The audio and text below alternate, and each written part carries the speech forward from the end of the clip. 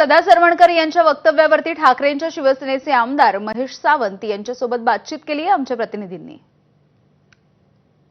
आमदाराला 2 कोटी मिळतात आणि आमदार नसतानाही 20 कोटी मिळतात असं वक्तव्य करून शिंदेचे माजी आमदार सदा सरवणकर यांनी नवा वाद ओढवून घेतलेला आहे। आपल्यासोबत सध्या स्थानिक आमदार महेश सावंत आहेत। या महाराष्ट्राच्या संस्कृतीला कुठेतरी काळिंबा फासलाय। माजी आमदार लोकांनी त्यांना घरी बसण्याचा सल्ला दिलेला असताना सुद्धा 20 कोटीचा निधी त्यांना मिळालाय असे ते स्वतः म्हणतात आहे। मला काय माहिती नाही ते स्वतः सध्या सरकार या माजी आमदारांना खैरात वाटते। त्यांचं मानधन बंद झालंय ना, सध्या मानधन बंद झालंय तर स्वतःचा विकास कसा होणार आणि स्वतःच्या मर्जी कशी हे करणार, त्यासाठी त्यांना तो निधी देतात। तो विकास निधी नाही तर त्यांचा वैयक्तिक निधी, त्यांचा विकासाचा वैयक्तिक निधी आहे। म्हणजे त्यांना कुठे बाहेर जायचं असेल, काय जायचं असेल त्याच्यासाठी तो 20 कोटी दिलेला आहे। डेप्युटी सीएमला पत्र लिहिणार आहोत, सीएमना लिहिणार आहोत की त्यांना जर 20 कोटी असेल तर आम्हाला 40 कोटी निधी द्या, जेणेकरून आम्हाला सुद्धा नागरी कामं करता येतील।